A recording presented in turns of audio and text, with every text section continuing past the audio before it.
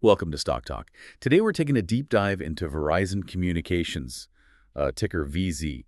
We're looking at a forecast from stocktelescope.com dated July 22, 2025.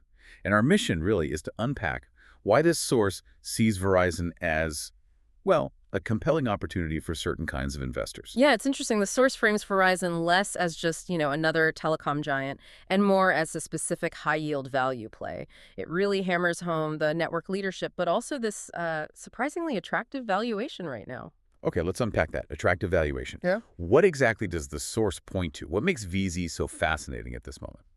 Well, it kicks off with the forward PE. It's sitting at 8.93x, and that's not just low in general. It's significantly below Verizon's own historical levels, which, often suggests the market is maybe a bit skeptical. Right, maybe about growth. Exactly. But the source implies this skepticism might be overlooking a potential turnaround, making it kind of a contrarian angle. And that definitely feeds the value idea.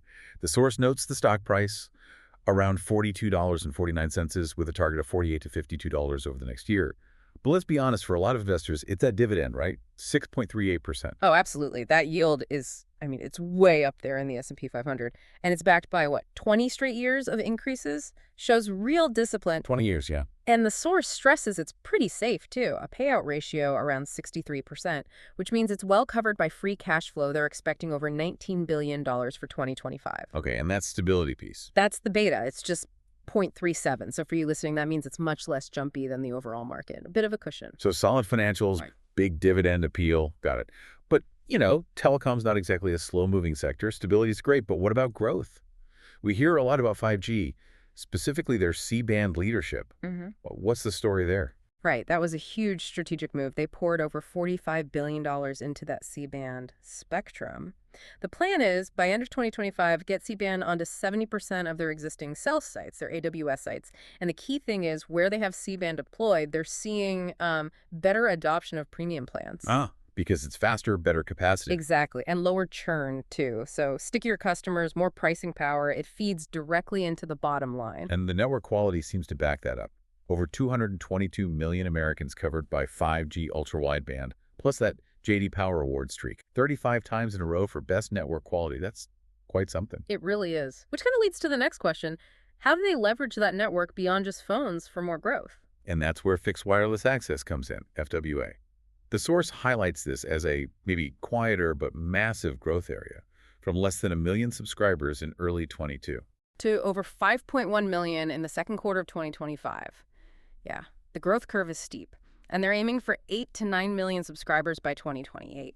What's really smart about it is how it uses the existing network infrastructure, so potentially very high margins. High margins make sense. And the revenue growth. FWA revenue was up 44.5% year over year in the first half of 2025 alone, so it's definitely pulling its weight as a growth engine. Okay, so looking at the bigger financial picture, despite being in a tough, competitive market, they seem pretty solid. Yeah, remarkably so. They generated $8.8 billion in free cash flow just in the first half of 25.